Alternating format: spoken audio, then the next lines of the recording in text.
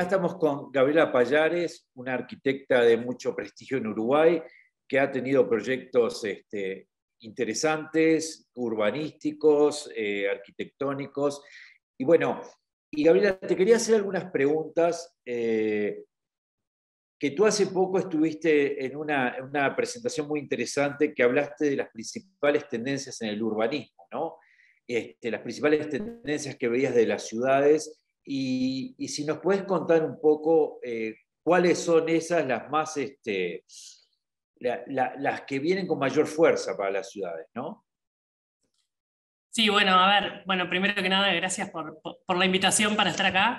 Creo que la charla que mencionás era en el marco de una charla, sí, justamente sobre tendencias globales que nosotros manejamos a nivel de investigación en el sitio nuestro, que se llama Design Cities, que es un sitio de mapeo de itinerarios contemporáneos en ciudades. Y lo que hacemos es investigar todas las tendencias de industrias creativas a nivel contemporáneo en diferentes lugares, desde Oriente, Hong Kong, China, a Lima, Perú, desde Finlandia hasta Sudáfrica, digamos, ¿no? Y eso nos da como un mapeo de distintas situaciones que se van reiterando con determinadas características locales, ¿no? A nivel global, digamos que a nivel urbano, lo que podemos ver es que las ciudades en sí son como una especie de tablero, no tablero de ajedrez, pero digamos que es un tablero donde se plasman determinadas estrategias o intenciones que los gobiernos o las sociedades tienen para sus comunidades, digamos, ¿no? A veces se trata de reversionar de repente determinado posicionamiento que hace el place branding de los lugares, digamos, a cómo juegan en el escenario internacional y cómo intentan competir con valores agregados o diferenciales, ya sea como hubs de negocios, como hubs de industrias creativas, como posicionamiento de industrias tecnológicas, como cuestiones turísticos o desarrollos comerciales de las ciudades. Hay otros que lo hacen de repente asentando bases, de repente dándoles una impronta social muy grande, sobre todo a través del, por ejemplo, del arte contemporáneo. Hay varios ejemplos concretos, digamos, que pueden plasmar ese tipo de temas. Por ejemplo, el tema del arte contemporáneo vinculado como catalizador social se ve mucho, por ejemplo, en San Pablo. Brasil en general y San Pablo en particular es una ciudad que tiene un escenario de mecenazgo de artes muy grande. Se dice, por ejemplo, que la encargada de marketing de la empresa Petrobras tiene un presupuesto similar a la del Ministerio de Cultura del mismo país, ¿no? Entonces eso habla de la capacidad de las empresas referentes del lugar por generar espacios de arte para acceso del público en general. Entonces, en San Pablo, por ejemplo, uno va cada 2, 3 años, de repente, o cada año por medio, y de repente han surgido 4 o 5 centros culturales más, pero por ejemplo, los últimos años han inaugurado de repente el Centro Cultural La Casa de Japón, que es un edificio de arquitectura increíble sobre la avenida Paulista. Hay otras, los CES Pompeya y todos esos, que son todos edificios referentes con arquitectura referente, y es donde la gente se mezcla, digamos, ¿no? Y generan actividades culturales, deportivas y todo lo demás, haciendo que el arte llegue a toda la comunidad.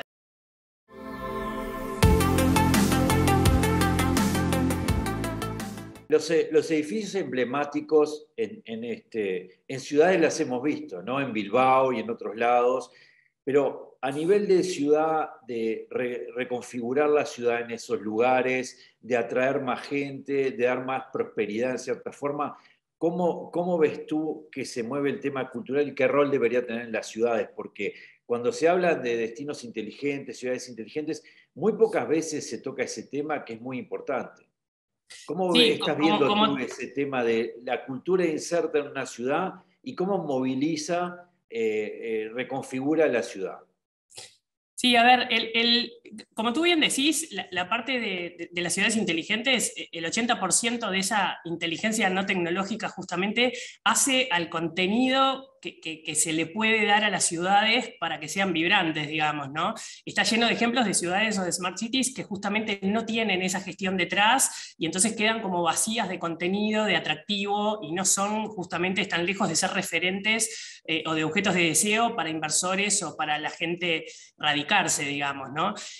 Justamente hay también ejemplos donde la arquitectura por sí sola tampoco hace un atractivo de la ciudad si no tiene una gestión detrás. Bilbao es un ejemplo que sí ha comenzado con el Guggenheim, y de hecho fue una de las precursoras, y que ha logrado sostener con otros atractivos y dotando a la ciudad de otro tipo de experiencias para mantenerse hoy como un destino referente y con suficiente masa crítica de lugares atractivos, digamos.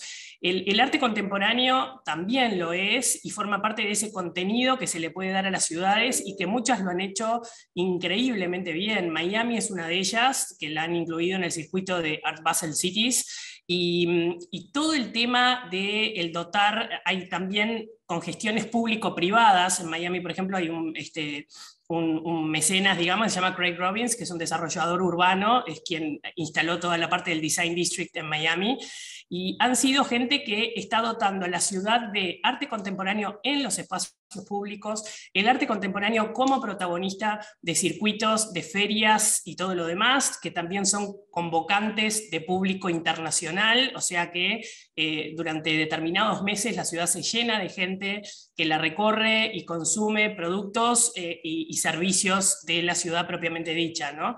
Hay otras también bueno, Medellín, sin ir más lejos, también con el arte contemporáneo han hecho museos y todo en la periferia de la ciudad, que además ha dotado a la periferia hasta de escaleras mecánicas para acceder a los cerros y todo lo demás, donde están los museos, y allí poner infraestructura de acceso al arte para la gente de la periferia también, ¿no? Entonces ahí tenemos como el arte como un gran catalizador social y a nivel de gente local, transversal a distintas clases sociales, y también para los visitantes, ¿no? Y eso genera como cuestiones que también se alían después y se complementan con temas de gastronomía y de otras industrias creativas, ¿no?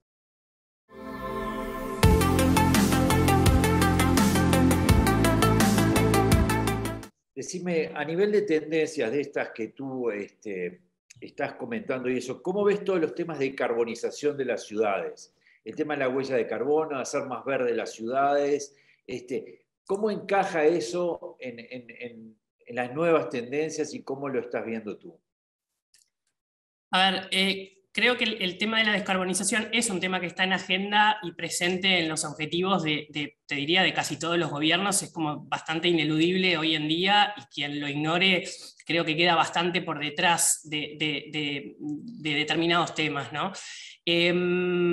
A ver, ciudades como París, por ejemplo, donde la alcaldesa Anne Hidalgo desde hace ya muchos años viene teniendo eso en agenda, independiente de las cumbres que se vienen manejando esos objetivos, y han hecho de repente, se nota y se plasma en lo que son objetivos de repente al año 2030 o 2050, en cómo se va reconfigurando sobre todo la parte vial, la parte de movilidad, ese cambio de matrices energéticas que desplazan un poco la atención de los autos hacia las bicicletas o hacia vehículos eléctricos, y eso requiere otra configuración del espacio público, ¿no? De hecho, el peatón empieza a ser el gran protagonista. Se habla de que Champs-Élysées están reconfigurando toda la parte del diseño de las veredas y las calzadas para justamente darle más protagonismo al verde y a los vehículos, ¿no?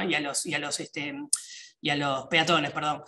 Entonces, en ese sentido, hay como todo un cambio en el diseño urbano, sobre todo de la integración de los espacios públicos con los edificios y de la integración de los peatones y los ciclistas y el desplazamiento un poco de los vehículos. Todo el cambio de la matriz energética también incide en, de repente, obtener edificios como Copenhague en Copenhague, que es una central de tratamiento de residuos que está envuelta en un programa deportivo, que es una pista de esquí funcionando, donde actualmente funciona la pista la central de tratamiento de residuos, digamos, ¿no?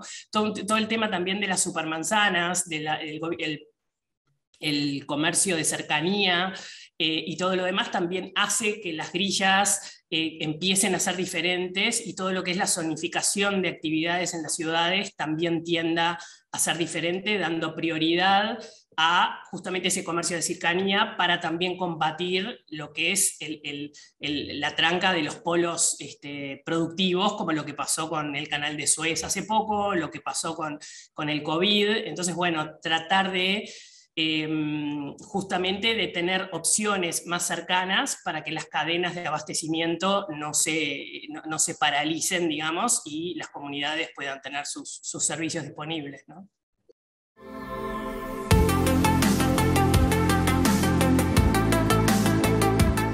En esa misma línea de pensamiento, antes las ciudades estaban muy segmentadas porque era la parte industrial, la parte de vivienda, la parte de negocios, ¿no? Ahora se está pensando que las industrias no van a contaminar más porque van a hacer mucho con impresoras 3D, miles de cosas van a empezar a usar la economía circular y todo eso.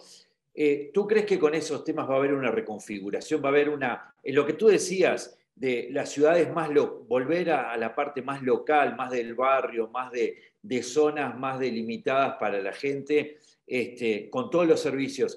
¿Crees que esto va a traer una nueva configuración de las ciudades? Porque la industria va a poder estar en el mismo lugar que donde la gente vive, porque no va a contaminar, no van a haber todas esas emisiones de gases de efecto invernadero. ¿Cómo ves esa evolución que se está hablando Sí, mucho? no sé si tanto, porque evidentemente también, por más limpia que sea la industria y por más de repente alternativas que sean algunas formas de producción, siempre va a haber temas de logística y de acceso y de capacidad locativa que requieren, que por más que se vaya reduciendo, y estuvo comprobado también a nivel sobre todo corporativo, más que industrial, hay determinadas exigencias que me parece que la mezcla no se va a dar tan naturalmente en ese sentido, y sí se va a mantener cierta zonificación, porque el acceso de los proveedores, el acceso vehicular, el acceso de las cadenas de producción, de contenedores, la necesidad de comunicación con determinados temas portuarios o aeroportuarios, va a seguir estando. El tema del comercio de cercanía es más el tema de lo de última milla, digamos, ¿no? El que está más vinculado al consumidor final y es como más el intermediario en una cadena que, bueno, de repente tiene determinadas alineaciones y que va haciendo de la periferia hacia el centro urbano, que también hay tendencias con el tema del centro urbano que se desplazan hacia la periferia, y eso pasa en varias ciudades, dejando los cascos antiguos más vacíos. Entonces eso requiere también, hay un tema que va a requerir políticas públicas de fomento a estímulos o exoneraciones tributarias para quienes se instalen en los centros urbanos. Es como que uno tiene ya una infraestructura generada de servicios y de energía y, todo, y de movilidad y todo para un centro urbano, o cascos antiguos o lo que sea, que ya están casi vacíos porque la gente fue migrando hacia la periferia, digamos, ¿no? Entonces, eso hay que equilibrarlo, balancearlo, dotar a la gente que va a la periferia, que también hace como menos eficiente la mancha urbana, digamos, ¿no? Entonces eso es como un desafío que también tienen las ciudades, ahora especialmente en esta década, digamos, ¿no? Eso estás hablando mucho de Europa, ¿no? Pero Latinoamérica. Latinoamérica también, de hecho, nosotros estamos, por ejemplo, aquí en Montevideo pasa mucho, en Buenos Aires ni hablar, todo el fenómeno de los barrios privados, digamos, que se generan en la periferia, en los bordes de la ciudad, sobre todo se da acá a nivel residencial. En Europa se da, pero un poco más mezclado con otros usos mixtos. En Milán, por ejemplo, empiezan a aparecer barrios también, donde antes era el predio de la feria, de la feria principal de la ciudad, que se trasladó a 40 kilómetros en las afueras, e hicieron un barrio nuevo en un plazo de 10 años, el City Life, que hicieron edificios de Arata Isozaki, de Zaha Hadid, de Libeskind, pusieron un shopping, edificios de oficinas, es como una cosa como mucho más de uso mixto, que también tiene un circuito turístico interesante allí. Lo que se da más en Buenos Aires y en Montevideo, por ejemplo, son temas casi exclusivamente residenciales, pero que no, y también corporativos un poquito, que han migrado para barrios en las afueras y dejaron justamente los cascos antiguos y todo lo que antes era el centro de la city, de las ciudades, dedicado a negocios y todo lo demás, casi vacíos, ¿no? Entonces es todo un área ociosa que hay hoy en día. En Buenos Aires corresponde, por ejemplo, a la calle Florida y a todo el centro del lugar, y de repente en todas las afueras, digamos, en todos los ramales que van de las carreteras a Pilar y todo eso, ahí es donde se concentran todos los barrios privados. En Montevideo pasó algo similar y también deja la parte del casco antiguo más subutilizado y lleva a toda la periferia necesidades de inversión, de infraestructura y todo lo demás para dar lugar a todos esos, esa nueva demanda de espacio residencial, ¿no?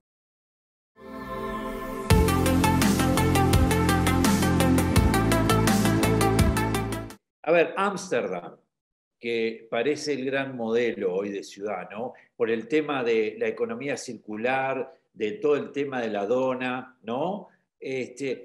¿Por qué Ámsterdam y qué caso dirías tú en América Latina que esté en ese camino donde tú ves que es una ciudad que realmente empieza a tener estos conceptos e integrarlos en forma sistémica? Creo que Ámsterdam es como una especie de, sí, de barómetro de aplicación de todo ese tipo de cuestiones de innovación, desde social hasta de infraestructura. Lo ha sido siempre, desde la parte del uso de tierras ocupadas al mar y toda esa eficiencia que tienen desde la parte de ingeniería y determinada infraestructura, a cuestiones justamente más de índole social como las que tú mencionás. A nivel de Latinoamérica, creo que hay intenciones, y de hecho se ve en los foros de municipios que hay a nivel global donde participan gobiernos de Latinoamérica. Creo que hay como intenciones puntuales, pero que todavía falta como esa cuestión de ordenamiento general y sobre todo, como tú mencionas a veces, de esa gobernanza que permita la trascendencia de gobiernos y de los temas a largo plazo, digamos, ¿no? De repente hay como gérmenes en Montevideo sin duda, de repente en Santiago, y en determinados lugares, también en Medellín o varios lugares, pero es como que no se ve todavía como un lenguaje coherente a nivel de toda la ciudad. Tal vez porque también los gobiernos a veces tienden a atender cosas más urgentes en vez de objetivos importantes, cuando en realidad deberían atenderse en simultáneo, ¿no?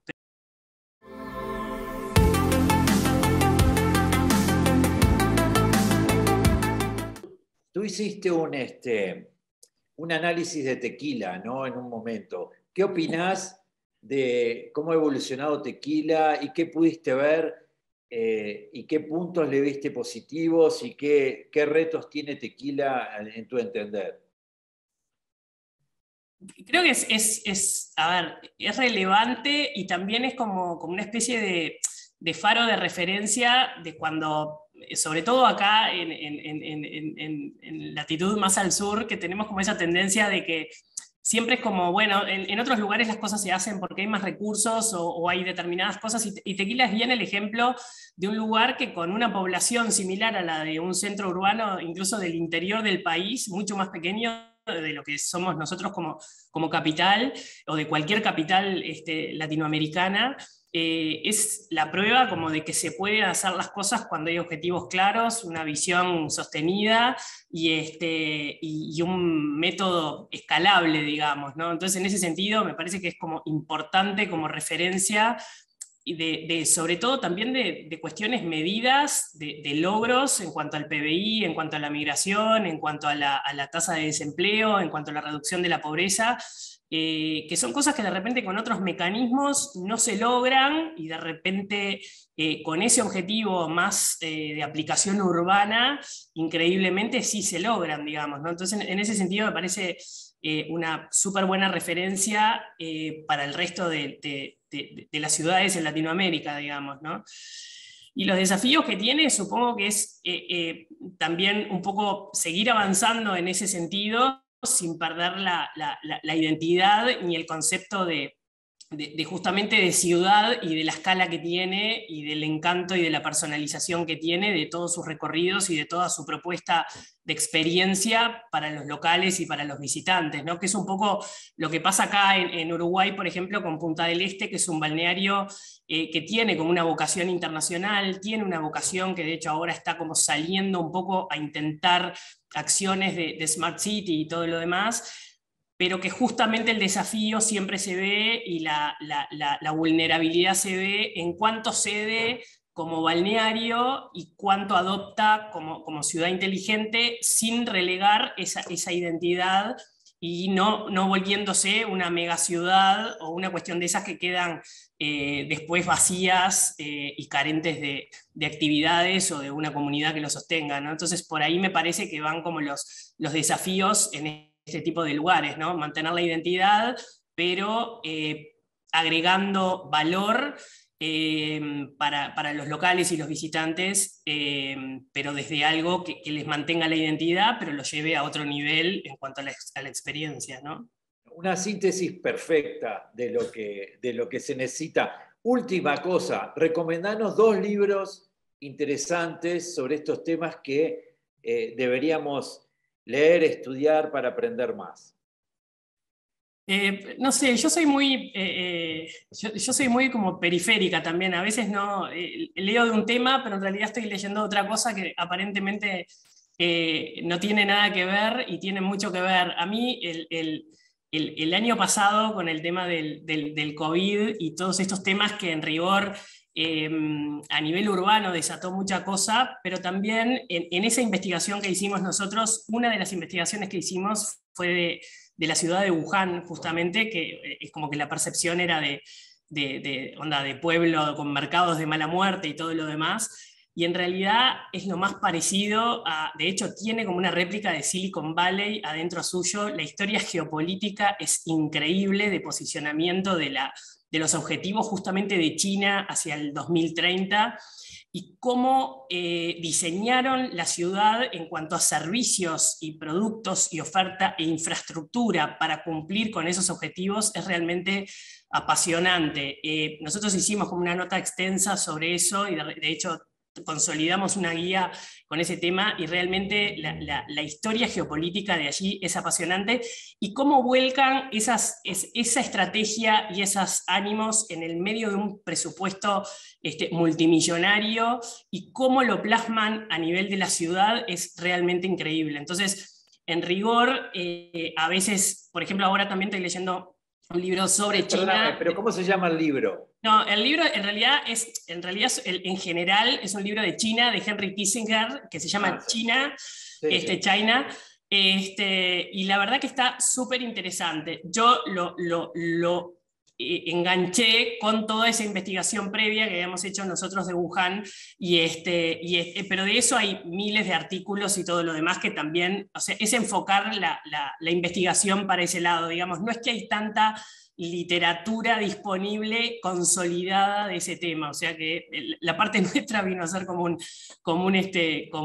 aporte, como un granito de arena que además está verificada por los cónsules de Uruguay en China, el de China en Uruguay, una periodista del South Morning Post, gente local de allá también.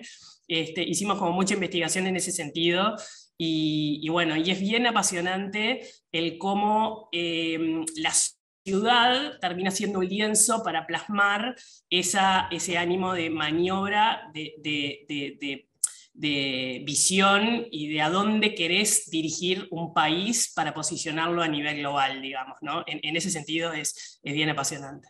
Gabriela, ya se nos acaba el tiempo. Muchísimas gracias. Muy interesante todos esos conceptos transversales. Realmente se está precisando a nivel de destinos inteligentes y a nivel de ciudades toda esa amalgama de cosas, ¿no? Temas de tendencias con lo que pasa, con las realidades. Y bueno, creo que nos diste un panorama muy interesante. Así que, bueno, muchísimas gracias y te vamos a estar molestando cada tanto para ver qué hay de nuevo y qué hay de viejo en este tema de ciudades. Encantada siempre de conversar con ustedes, así que a la orden.